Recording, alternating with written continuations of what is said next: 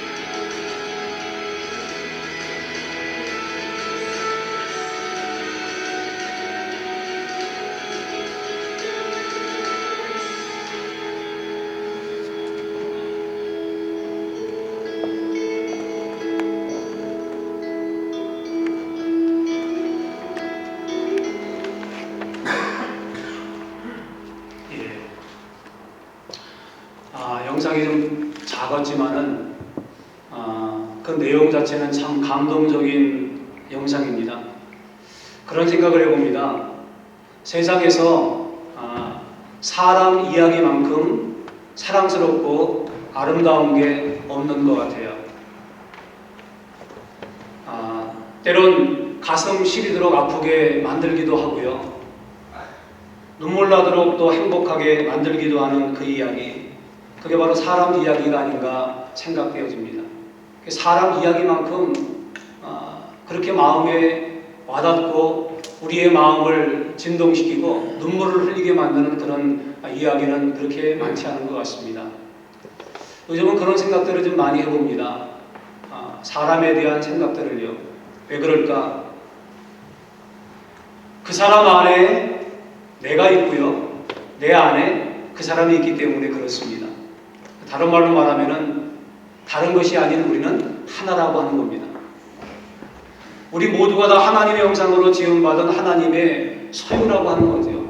그래서 우리가 다양성 있게 널려 사는 것처럼 보여지지만은 사실은 들어가 보면은 내면 세계에는 다름이 없는 하나의 모습이 저와 여러분들 가운데 또 내가 알지 못하는 그들 가운데 깃들여 있는 것입니다. 우리가 잠시 보았던 이 영상의 주인공은요, 짐 울프라고 하는 사람입니다. 미 퇴역군입니다. 이 사람이 무슨 사연인지는 잘 모르지만요, 지난 수십 년 동안 가난과 노숙, 알코올 중독으로 힘겨운 인생을 살아왔던 사람이었습니다. 한마디로 말하면 자기의 인생을 컨트롤하지 못하는 그러한 정말 비참한 인생을 살아왔다고 해도 과언이 아니었지요. 그런데 지난 2013년 9월에 내가 이렇게 살면 안 되겠다. 자신의 삶에 변화를 주기 위해서 변화를 주는 그 도움단체가 있는데 그 단체에 자원을 해가지고 프로그램에 이제 들어가게 되었습니다. 그래서 오늘 본 영상은 그 시작입니다. 노숙자로 자기의 삶이 널브러져 있었는데 가꾸지 않고 돌보지 않았던 그 삶이었는데 그 삶이 이런 과정을 통해서 노신사로 변화되어지는 놀라운 장면을 우리가 감동 어린 영상으로 함께 보았습니다. 맨 마지막 여러분 다 끝나고 난 다음에 변화된 자신의 모습을 거울로 보는 이 사람의 표정을 아마 엿보았을 줄 압니다. 스스로도 그 표정을 그 변화된 모습을 거울 속에서 보면서 감탄해야 하고 놀라야 하는 이러한 그 표정들을 잠시 볼 수가 있었습니다. 저는 이 영상을 보면서 교회가 이래야 되지 않을까라고 하는 생각을 해봤습니다. 홈리스가 노신사로 자기의 망가졌던 삶을 추스려가지고 다시금 인간다운 삶의 모습으로 나아가는 이 과정들 속에서 혼자 한 게 아니지요. 주위에 도와주는 분들이 있습니다. 협력자가 있습니다. 함께하는 사람들이 있습니다. 그래서 그들과 함께 인간다운 삶의 그 아름다운 여정을 향해서 힘찬 발걸음을 내딛는 이러한 모습들을 보면서 오늘 교회가 이러한 모습을 가져야 되지 않을까 하는 생각을 해보았습니다. 요즘은 그런 생각을 해보게 됩니다. 우리 교회 공동체 안에 만약에요 에이즈 걸린 사람이 찾아온다면 우리는 그 사람을 어떻게 받아들일 것인가? 혹은요 지금 동성연애를 하고 있습니다.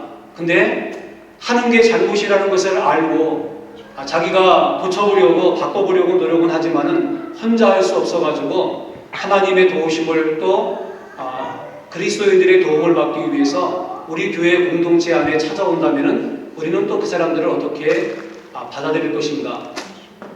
아니니까 뭐 그렇게 생각할 필요가 있을까라고 그렇게 지나갈 수 있지만요. 꼭 에이즈 환자나 혹은 제가 말씀드렸던 그런 부류의 사람이 아닐지라도 다른 유의 사람들이 교회 공동체에 찾아온다고 하면은 사회에서 노숙자와 같이 버림받고 갈 곳이 없고 누군가의 도움과 또 누군가의 사랑이 듬뿍 필요한 그러한 사람들이 교회 공동체 안에 들어온다면은 과연 그들을 우리는 어떻게 수용할 것인가? 이것이 요즘은 제가 깊게 고민하면서 생각하는 부분입니다. 왜냐하면은 이게 참 중요하거든요. 교회는 그래야 되는데 실제 우리의 삶의 모습을 보면은 앞에서 말씀드렸던 그런 사람들은 나노커락도 그러지 못한 사람들도 포용하지 못하는 우리의 모습을 보게 되어집니다. 우리 주위에 교회에 안 나가는 사람들이 많이 있다는 이야기를 들었습니다. 저도 알고 있는 사람들이 많이 있습니다. 근데 보면은 되게 관계가 흐트러지고 깨져가지고 아픈 상처가 있고 그래서 안 좋은 기억들과 그 아픔들이 남아있기 때문에 교회 안 나가는 사람들이 많이 있습니다. 근데 만약에 그런 사람들 중에서 우리가 열심히 전도해왔고 교회에 초청해서 그 사람들이 교회에 들어온다고 한다면은 우리는 그들을 정말로 진심 어린 마음으로 회복을 위해서 치유를 위해서 그렇게 할 수 있을까라고 하는 생각들을 해보게 되어집니다. 왜냐하면은 아무리 사람이 온다 할지라도 우리가 그들을 품을 수 있는 허용 능력이 없으면은요 그것은 또 다른 상처가 되고 아픔이 되고 갈등과 분열이 되기 때문에 그렇습니다. 제가 이 노숙과 이 근래에 가졌던 고민들을 같이 종합하면서 오늘 이 본문의 말씀을 함께 생각해 보게 되었습니다. 우리 교회가 어떤 교회가 되어야 되는가? 우리 교회가 좋은 사람들이 모인 좋은 교회인 것만은 사실입니다. 근데 이것이 단가 우리끼리 좋고 우리끼리 성품들이 괜찮고 인격적이고 남을 배려하고 이런 것들이 있으면 단가 그러면은 이런 사람들만 들어와야 우리 교회는 되겠구나. 만약에 다른 부류의 사람들이 교회 공동체 안에 우리가 생각하기에 좀 껄끄럽고 또 다른 세계, 이질적인 문화나 혹은 또 다른 그런 그 양상을 갖고 있는 사람들이 교회 공동체 안에 들어왔을 때 그것을 우리 교회 공동체가 허용하고 수용할 능력이 되어 있지 않다면은 그것이 제가 갖고 있었던 고민이었습니다. 근데 오늘 이 영상에 보는 것처럼 노숙자가 찾아온다 할지라도 삶에 찌들리고 인생에서 실패하고 좌절과 절망 가운데 있는 그러한 사람들이 교회 공동체 안에 찾아온다 할지라도 그들을 사랑으로 품고 또 우리가 하나님 말씀으로 그들을 잘 양육하고 그리고 정말로 그들이 교회 공동체를 통해서 치유와 회복의 역사를 통해서 하나님이 원하시는 인간다운 아름다움과 영광스러움을 회복하는 그러한 인생, 그러한 공동체, 그것이 바로 우리 교회가 품어야 되고 또 교회가 지향해야 되는 교회의 모습이 아닌가 생각되어지는 겁니다. 우리가 오늘 읽었던 이 본문의 말씀은 그 유명한 안디옥 교회에 대한 말씀을 이야기해 주고 있습니다. 안디옥 교회는 초대 예루살렘 교회와 함께 하나님 앞에 아름답고 귀하게 쓰임받았던 교회였습니다. 특별히 세계 선교라고 하는 위대한 사명을 위해서 그 전초 기지로 쓰임받았던 교회가 안디옥 교회입니다. 얼마나 영광스러움이 있고 얼마나 능력 있는 그런 교회입니까? 교회사의 거대한 물줄기가 예루살렘 교회에서 안디옥 교회로 옮겨지는 그 위대한 현장을 오늘 본문은 우리 가운데에 소개해 주고 있습니다. 그것이 바로 1절 이하의 말씀입니다. 안디옥 교회에 선지자들과 교사들이 있으니 곧 바나바와 니게를 하는 시몬과 그레의 사람 루기오와 분봉왕 헤롯의 젖동생 마나엔과 및 사울이다 그랬습니다. 여러분, 요즘같이 민주주의가 발달한 시대에도요 차등과 차별이 있습니다. 민주주의가 만개한 미국에서도 백인 전용 교회가 아직도 있습니다. 그것은 물론 여기는 백인만 들어오고 다른 인종은 들어오지 못합니다 라고 편말을 써놓은 건 아닙니다. 근데 누구도 들어가지 않습니다. 그리고 들어가면은 이상한 눈초리로 그들을 바라보기 때문에 거기 편안히 앉아서 예배할 수 없는 그런 교회지요. 백인 교회가 있습니다. 반대로 흑인 교회가 있습니다. 똑같은 거지요. 흑인들이 모여서 예배하고 흑인들이 모여서 공동체를 이루고 교제하는 겁니다. 또 어떤 교회는요, 교인의 자격을 심사해서 교인들을 등록시키는 교회도 있습니다. 참 무서운 교회인데 이런 교회가 있습니다. 한국에서도 이런 그 액션들이 있다가 이제 여론의 문매를 맞아가지고 그렇게는 못했는데 정식 교인이 되려면은 그 교인으로서 권리를 행사할 수 있는 그러한 교인이 되려면은 11조 해야 된다. 그거를 법으로 딱 만들어 놓자.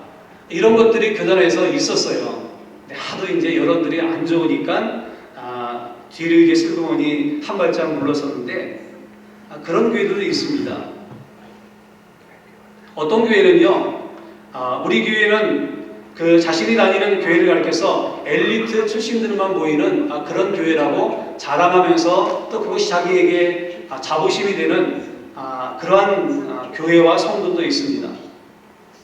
여러분, 교회 안에 남녀노소 빈보기 전에 차별이 있어서는 안 된다는 것은 우리가 잘 알고 있습니다. 근데 정말로 차별이 없습니까? 그렇지 않아요. 교회 다니다가 안 다니는 분들 얘기를 들어보면 이런 얘기들을 종종 우리가 듣게 됩니다. 교회 가면은 차별한다고. 어떻게 차별하냐? 못생겨갖고 뭐 차별받는 게 아니라 제일 많이 나오는 얘기가 뭐냐면은 없기 때문에 차별받는다는 얘기를 참 많이 합니다. 그리고 세상에서 영향력 있는 사람들은 잘 대접받지만은 별 볼 일 없는 사람들이 교회 가면은요 거들떠보지 않는다고 그렇게 이야기를 합니다.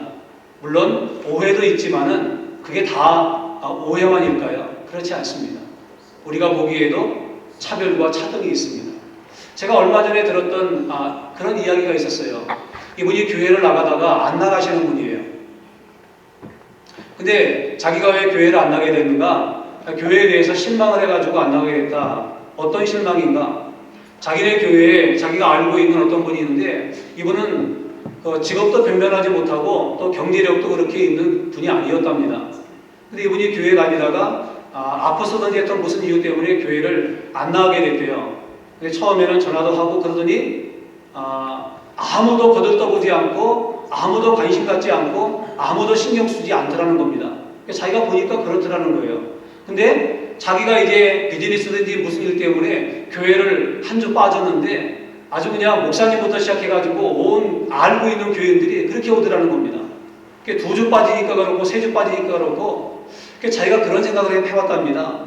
나는 이렇게 관심도 받고 또 사람들이 신경도 많이 써주는데 왜 그 사람은 그렇게 해주지 않을까? 그러면서 자기 마음 가운데 자기가 이렇게 대접받는 것은 참 좋은 일이지만은 교회는 이래서는 안 된다라고 하는 생각이 들어가지고 만약 그 사람이 나와 똑같이 경제력이 있고 사회적인 지위가 있는 그런 사람이었더라도 교회가 그렇게 했을까? 적지 않게 실망을 해가지고 자기가 이런저런 일 때문에 교회를 나가지 않는다라고 하는 이야기를 들어보았습니다. 이게 어떻게 보면은 교회의 현실이고 교회의 아픔이라고 하는 거죠. 교회는 차별이 존재합니다. 그것도 피부로 느낄 수 있을 만큼이요. 여러분 21세기를 살고 있는 오늘날의 교회도 남녀노소 빈부귀천이 분명히 존재합니다. 차별과 차등이 아직도 남아있다고 한다면 하물며 2000년 전이야 두 말에 무엇하겠습니까? 당시의 로마 제국은요 철저히 계급 사회였습니다. 주인과 노예가 있었고 귀족과 천면이 철저하게 도별되어 있었다는 겁니다. 그와 같은 계급 사회 속에서요 주인과 노예가 귀족과 천민이 모두 차별 없이 하나의 공동체, 하나의 사회, 서로를 갖다가 인격적으로 대하는 그러한 삶을 누린다는 것은요 바이 혁명과도 같은 일입니다. 이거는 시대의 어떤 상황으로 볼 때 불가능한 일이었다는 겁니다. 거의 그렇지요. 그런데 오늘 본문의 안디옥 교회 선지자들과 교사들, 이를테면 안디옥 교회 리더십을 소개하는 이 장면 속에 그 명단을 보여주고 있습니다. 안디옥 교회는 총 5명의 그 리더로 구성되어 있다고 오늘 본문은 가르쳐주고 있지요. 그 첫 번째 인물은 바나바입니다. 우리가 잘 알고 있는 유명한 그러한 사람이지요. 그는 유대 유교 가문의 출신인 레위인입니다. 그는 재력가였고 또 사회에 명망이 있는 그런 사람이었습니다. 정통파 유대인이었어요. 두 번째 인물은 니게르라고 하는 시므온입니다. 본문은 시므온의 나이나 직업이나 학력, 그의 백그라운드에 대해서 어떤 정보도 제공해 주지는 않습니다. 단지 그가 니게르라고 하는 사실만 밝혀주고 있습니다. 여러분 라틴어 니게르는요 검다는 뜻입니다. 여기서 파송된 단어가 니그로지요, 즉 흑인이라고 하는 겁니다. 따라서 시므온은요 그가 갖고 있었던 어떤 그런 삶의 정황들을 우리가 알 수 없지만 성경이 얘기하지 않지만은 흑인이었다고 하는 사실을 분명히 기록해 주고 있습니다. 2000년 전에요 로마 제국에서 흑인은 거의 대부분 다 노예였습니다. 유대인은 심한 인종차별주의자들입니다. 세 번째 인물은 구레네 사람 루기오라고 하는 사람이었습니다. 구레네는 현재 리비아지요. 루기오 역시 리비아 출신이라고 하는 것 외에는 달리 내세울 곳이 전혀 없는 무명의 이방인에 지나지 않았던 것입니다. 네 번째 인물은요 분봉왕 헤롯 안티파스의 적동생이었던 마나엔이라고 하는 사람입니다. 우리가 적동생이라고 이렇게 표현하는데 헬라어 신트로포스라고 하는 말입니다. 이건 뭐냐면은 한 어머니의 젖을 먹고 자라난 친형제를 뜻합니다. 그리고 또 하나의 뜻이 있는데 어릴 적부터 단짝인 중마고를 가리켜 말할 때에도 이 젖동생이라고 하는 표현을 쓴다 그럽니다. 어쨌거나 마나엔이 헤롯의 젖동생으로 불렸다는 것은 그가 정말 헤롯과 한 혈육이거나 아니면은 적어도 어린 시절부터 헤롯과 함께 자랐기 때문에 헤롯의 영향 가운데 함께 있었던 그러한 사람이었다는 겁니다. 근데 유대인으로 볼 때는 이 헤롯이 좋은 사람이 아니거든요.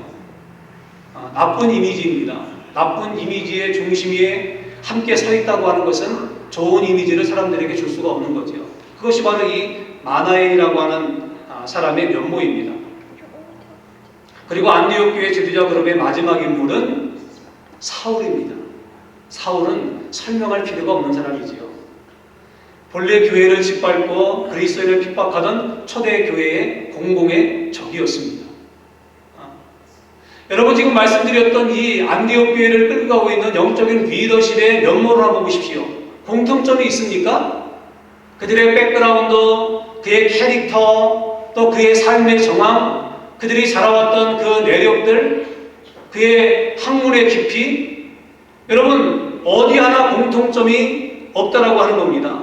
너무 달라도요 너무나 다른 겁니다. 그런데 다른 그 사람들이 하나의 그룹을 이루고 그리고 한 교회의 리더로서 공동체를 섬겼다고 하는 겁니다. 이게 세상적으로 보면 불가능합니다. 너무 다르거든요. 이게 뭔가 좀 공통분모가 있어야지 함께 생활할 수 있는 거지. 개성들이 너무나 뚜렷하면요 싸움밖에 안 납니다. 개떡 같은 성질이 다들 어디 가겠습니까? 싸움밖에 없는 거죠. 그런 사람들이었습니다. 그런데 이 서로 다양한 사람들을 함께 묶어줄 수 있었던 그 원동력, 그건 바로 뭘까요? 그것은 바로 예수 그리스도였습니다. 한마디로 이 안디옥 교회의 이 리더들은요 세상에서라면 어울릴 수 있는 사람들이 아닙니다. 서로에 대해서 미움이 있는 사람들이 있었고, 서로에 대해서 차등이 있고, 또 무시하는 사람도 있었고, 또 상대방에 대해서 아픔과 심한 상처를 끌어안고 있었던 그러한 부류의 사람도 있었습니다. 그런데 이 모든 것을 초월해가지고 그들이 하나로 어우러질 수 있었던 그 원동력은 바로 예수 그리스도의 십자가였다는 겁니다. 하나님의 말씀이었고, 그리고 성령님의 하나 되게 하심을 따라가지고 세상적이고 인간적인 조건을 뛰어넘어서 하나가 되었을 뿐 아니라 교회 영적 리더로서 주님과 교회와 그리고 성도를 섬기는 아름다운 모습을 우리 가운데 보여주고 있습니다. 이게 교회예요. 이게 교회입니다. 이게. 여러분 이질적인 사람들, 그래서 세상에서는 저런 사람하고 내가 내가 저 사람하고 내가 어울리질 않는다, 내가 함께하지 않는다. 그런 사람일지라도 교회 공동체에서는 하나가 되고 회용하고 끌어안고 함께할 수 있는 그것이 바로 교회이기 때문에 가능하다고 하는 것입니다. 서로 다른 다양성, 독특한 캐릭터, 사고하는 방식, 지식의 다름, 그리고 갖고 있는 것에 어떤 그 크고 작은 이런 다양성들이 통일성을 이룬다는 것은 쉬운 일이 아닙니다.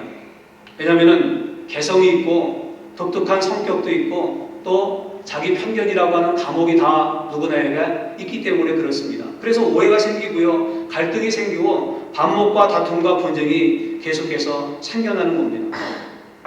이들에게는 왜 이런 것이 없었겠습니까? 처음부터 그랬을까요? 아닐 거예요. 처음에는 원래 있었던 그 대로 왔을 겁니다. 자기 마음 가운데 자기도 해결하지 못하는 그러한 높은 벽을 가지고, 아픔과 상처를 가지고, 또 교만한 마음을 가지고, 남을 무시하는 그런 태도를 가지고 자기만 잘났다고 하는 이 교만에 빠져가지고 그러한 모습으로 아마 왔을 겁니다. 그런데 이런 이들의 삶 가운데 변화의 놀라운 역사가 나타났다고 하는 겁니다. 원래부터 천사표가 아니었다는 겁니다. 바다같이 넓은 포용력을 처음부터 가진 게 아니라고 하는 겁니다. 누구나 이해할 수 있고, 남이 나한테 뭐라고 말하는지 간에 그냥 그럴 수 있지, 그냥 처음부터 그런 게 아니었다는 겁니다. 처음에는 그냥 버럭이었죠. 그냥 어디 날 무시해도 그냥, 그러면서 아마 그냥 자기 안에 있던 감정들을 갖다가 폭발하고 아마 분출해 냈을 겁니다. 처음부터 관용과 사랑이 철철 넘치는 그런 사람이 아니었다는 겁니다. 그런데 여러분, 처음에 갖고 왔던 그 개인의 독특한 캐릭터나 삶의 정황이나 그 내면의 문제들, 아픔들, 상처들, 이런 것들이 치유되고 해결되지 못했다고 한다면 어떻게 이 안디옥 교회의 이 리더십으로 또 세계 선교를 위해서 하나님 앞에 아름답고 귀하게 쓰임받을 수가 있었겠냐는 겁니다. 따라서 이 문제가 해결되지 않았다면요, 안디옥 교회는 세계 선교는커녕요 깨져도 몇 번이나 박살났을 거란 교회입니다. 안 그러겠습니까? 세상에서 잘났다고 하는 사람들, 또 울분이 가득 찬 사람들, 억압이 있는 사람들, 또 자기 편견의 감옥에 갇혀있는 그런 사람들이 교회 안에 모여 있는데요, 싸움밖에 더 하겠습니까? 그게 안디옥 교회의 초창기의 모습일 수 있었다는 것입니다. 그런데 안디옥 교회가 세계 선교를 위해서 아름답고 귀하게 쓰임받을 수 있었던 것은요, 5명의 지도자가 대표적이긴 하지만은 이들이 자기 내면의 아픔과 상처들, 그리고 쓴뿌리들을 제거하고 치유되었기 때문에 가능한 일이었습니다. 이전에 자기의 모습들을 다 걷어내고요, 예수 그리스도 안에서 주님의 성품과 주님의 마음을 자기의 새로운 마음과 성품으로 가졌기 때문에 이 놀랍고도 위대한 역사가 안디옥 교회에서 가능하게 나타났다고 하는 겁니다. 이게 중요합니다. 여러분, 자신의 모습을 보십시오. 제 모습도 봅니다. 이게 여러분, 예수 그리스도를 믿고 내가 예수 그리스도를 믿음으로 내가 구원받았습니다. 구원은 단회적인 사건입니다. 그거로 끝나는 게 아니에요. 내가 예수님을 믿고 주님이 내 인생의 주인입니다라고 해서 내가 여러분 금방 천사가 되는 게 아니라고 하는 겁니다. 내가 금방요 예수 그리스도의 성품이 내 안에 쑥 들어왔고요, 이전에 못되고 그 다음에 상처와 아픔이 있고 그 다음에 부서지고 깨져지고 그 다음에 내 안에 남아있는 쓴뿌리, 이것이 그냥 일순간에 해결되는 게 아니라고 하는 겁니다. 구원은 단회적인 사건이고요, 그 다음에 우리가 예수 그리스도의 성품으로 변화되어지는 그것은요 과정입니다.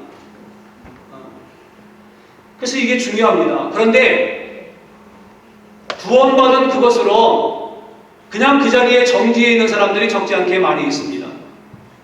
그래서 조금은 나아졌지만은 그 내면 가운데 있는 쓴뿌리들과 아픈 상처들, 자기 감옥으로부터 해결되지 못한, 자유롭지 못한 그러한 사람들이 교회 공동체 안에 적지 않게 많다는 겁니다. 그런 사람들 참 많이 봐요. 이거 뭐 남 얘기하는 것이 아니라 저에게도 그런 모습들이 나타날 때가 있고요. 참 신기한 것은 주위에 그런 사람이 있습니다. 교회에서 문제를 일으키고 상처를 주고 교회를 떠난 사람이 있습니다. 다른 교회 갔어요. 그가 늘 말했던 그런 교회 갔습니다. 나는 조그만 교회에서는 신앙생활을 못해요.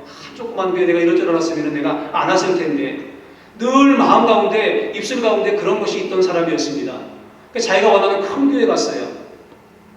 근데 나중에 목사님으로부터 이제 신교하니까 얘기를 들었는데 머리가 너무나 아프고 교회 안에서 분란을 일으키는데 이거는 안하무인격으로 목사의 권면 듣지 아니하고 장로님들이나 혹은 교회 공동체 이야기 듣지 아니하고 그렇게 공동체를 어지럽힌다라고 하는 이야기를 들었습니다. 그런 이야기들은 종종 들어요. 여러분, 왜 그렇습니까? 그 사람이 구원받지 못했기 때문에 그럴까요? 그건 아닐 거예요. 그도 예수 그리스도를 믿고 아마 마음 가운데는 구원해 왔던 그런 것들이 있을 거예요. 근데 뭐가 문제입니까? 자기 안에 있는 쓴뿌리들과 아픈 상처들, 자기 안에 있는 걷어내야 될 그 어두운 그림자들을요 걷어내지 못한 거예요. 그대로 남아있는 겁니다. 여러분, 착각하지 마세요. 구원받는다고 그 문제가 자동적으로 해결되는 게 아니에요. 그건 작업이 필요한 겁니다. 여러분, 우리 안에 나쁜 여러분 그 질병들이 있고 그 안에 있지 말아야 할 것들이 있으면은 어떻게 됩니까? 내가 마음으로 그냥 그것들이 없어진다고 해서 마음으로 생각한다고 해서 없어지는 겁니까? 아니죠. 치유해야죠. 치유의 놀라운 작업들이 저와 여러분 가운데 있어야 돼요. 근데 왜 이것이 이루어지지 않는가? 그 안에, 자기 안에 그것이 있는지도 몰라요. 많은 사람들이 그렇습니다. 자기 안에 쓴뿌리가 있고요. 자기 안에 아픔이 있고 상처가 있고 평상시에는 좋은 사람입니다. 근데 무슨 일만 생기면은 꼭 그런 유의 어떤 그 일들만 벌어지면은요, 와락 화를 내는 사람들이 있습니다. 그냥 뚜껑 열린다 그러죠. 통제가 안 되는 사람들이 있습니다. 그런 사람들이 있습니다. 근데 여러분, 그거는 그냥 즉흥적인 감정 때문에 그런 게 아니에요. 내면에 뭐가 있습니까? 제거하지 못한 쓴뿌리가 남아있기 때문에 그런 거예요. 그게 마치 뭐와 똑같냐면요, 흙탕물하고 똑같습니다. 흙탕물 있지 않습니까? 흙탕물이요, 침전되면은 평상시엔 어떻습니까? 물이 깨끗해 보여요. 근데 밑에는 뭐가 있습니까? 그 잔재가 남아있죠. 근데 한 번 이제 확 하고 오지 않습니까? 그럼 어떻게 됩니까? 흙탕물이 뒤집어져 가지고요, 그냥 온통 흙탕물로 범벅이 되는 것처럼 우리가 그렇다는 겁니다. 참 중요합니다. 그래서 필요한 게 뭐냐? 말씀과 성령으로 우리 내면 가운데 있는 쓴뿌리와 아픔과 상처들을 치유하는 이 과정들이 그리스도인들에게는 꼭 필요합니다. 이게 있어야 돼요. 그래야 치유가 되는 겁니다. 그게 없으면은요, 자기 안에 지금 어떤 것이 있고 자기를 아프게 하는 것이 무엇이고 자기 안에 지금 쓴뿌리가 뭔지를 모르면은요, 치유가 안 되는 겁니다. 그걸 알아야죠. 이것이 하나님 말씀과 성령을 통해서 우리 가운데 이루어지는 내면의 거룩한 작업이라고 하는 겁니다. 그래서 우리가 아는 것처럼 히브리서 4장 12절 말씀이 이렇게 말씀합니다. 하나님의 말씀은 살아있고 운동력이 있어, 살았고 운동력이 있어 좌우에 나선 어떤 검보다도 예리하여 홍과 영과 및 관절과 골수를 찔러 쪼개기까지 하며 또 마음의 생각과 뜻을 판단한다 그랬습니다. 성령님이 우리 내면 속에 들어와서 치유하시는 사역에 대해서 에스겔서 36장 26절 말씀에 이렇게 가르쳐주고 있습니다. 또 새 영을 너희 속에 두고 새 마음을 너희에게 주되 너희 육신에서 굳은 마음을 제거하고, 굳은 마음이 제거돼야지 우리 마음이 부드러운 마음이 될 수 있는 겁니다. 그 부드러운 마음을 줄 때 들어서 예수 그리스도의 성품과 예수 그리스도의 인격과 예수 그리스도의 비전과 예수 그리스도의 마음을 닮은 그리스도인으로서 성숙하게 그렇게 꽃피어지는 거지요. 오늘 이 초대 안디옥 교회가 보여주는 것처럼요. 제가 그 한국에 있는 독특한 교회입니다. 여기는 좀 제가 말씀드렸던 그런 것들을 아주 오픈해가지고 우리가 말하면 수치예요. 수모입니다. 그래서 우리 꼭꼭 그 감추고 있고요. 누구한테 얘기 안 합니다. 근데 그런 얘기들을요, 주일날 예배 시간에 간증으로 그렇게 그 편하게 얘기하는 그런 교회예요. 그리고 치유 역사가 나타나고 회복이 나타나는 그런 교회입니다. 어떤 분이 이런 간증을 했습니다. 박영란이라고 하는 그런 분이더라고요. 어린 시절 아버지의 외도와 어머니의 가출로 인해 할머니 손에 맡겨졌고 결국 부모님은 이혼을 하셨습니다. 모든 불행의 시초는 외도하신 아버지 탓이라 여겨져 아버지를 미워하였고 성인이 되어 이성비대를 하였지만은 아버지처럼 외도를 할 것이라는 확신으로 결혼 이야기를 꺼낼 때면 연락 두절 등으로 회피했습니다. 그러다 나만 사랑이 될 것 같은 사람을 만나 교제를 하였지만 가정이 있다는 고백을 받았고 유부남인 거죠. 근데 빠진 거예요.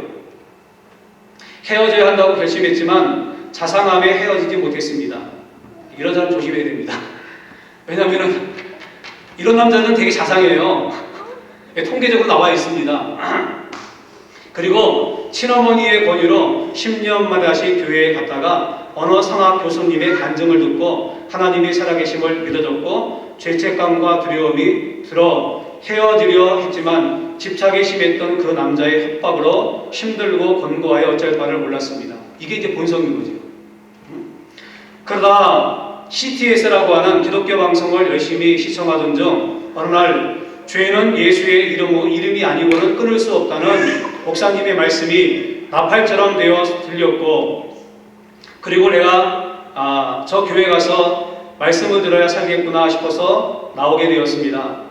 말씀을 다 알아듣지는 못했지만 첫 목장 예배 때 아무에게도 하지 못한 이 고백을 하고 난 후, 이게 여러분 대단한 거 아니겠습니까? 공동체가 그것을 받아들일 만한 허용력이 있었다는 겁니다. 그러니까 풀어놓는 거죠. 괜히 잘못 얘기하면 큰일 나지 않습니까? 가슴에 먹구름이 가시는 듯 숨이 쉬어졌고 지체들의 따뜻한 배려와 기도로 잘 붙어갈 수 있었습니다. 그리고 1대1 양육 때 구원의 확신이 들면서 그 사람이 단번에 끊어졌는데 외도한 아버지를 무시하며 미워했던 내가 아버지보다 더한 죄인임을 깨닫게 해주시고 구원해 주신 하나님께 감사와 찬양을 드립니다 라고 하는 간증이었습니다. 이게 글로 쓴 게 아니라 공개적으로 대회 때 얘기했던 간증의 내용이라는 겁니다. 여러분, 그렇습니다. 이러한 일들이 가능했던 요인은 바로 뭘까요? 그것은 바로 하나님의 말씀을 통한 성령님의 치유의 역사가 있었기 때문에 가능합니다. 따라서 오늘 저나 여러분이나 우리 안에 있는 상처들과 아픔들, 쓴뿌리가 죄개되기 위해서, 자기 편견의 감옥에서 자유를 입기 위해서, 그러기 위해서는 성령님의 놀라우신 은혜가 저와 여러분들 가운데 있어야 될 줄로 믿습니다. 성령님이 치유하셔야 돼요. 성령님이 재창조의 역사를 우리의 심령 가운데 그렇게 역사하실 때만이 내 안에 있던 인간적인 힘과 능력으로 해결할 수 없는 이 모든 것들이 치유되어지고 하나님 안에서 건강한 자아로 예수 그리스도의 성숙한 인격의 모습으로 지으심을 입은 오늘 안디옥 교회의 영적인 리더와 같은 모습들이 저와 여러분 가운데 있게 된다라고 하는 겁니다. 여러분, 그것이 바로 예수 그리스도를 믿는 아름다움이고 그리고 축복인 줄로 믿습니다. 이 성령님의 역사가 제게도 끊임없이 있어지기로 하고 오늘 여러분의 내면 가운데 성령님의 터치하심과 치유하심의 역사가 있게 되기를 주님의 이름으로 축복을 드립니다. 이 작업이 있어야 하나님 앞에 온전한 모습으로 세워지는 거예요. 바라기는 여러분 개인이나 혹은 두 사람 교회 공동체가 이러한 성령님의 치유하심의 역사 가운데 안디옥 교회 리더들처럼 온전한 모습으로 세워지는 이 놀라운 축복이 함께하기를 예수님의 이름으로 간절히 축복을 드립니다. 다 함께 일어나겠습니다.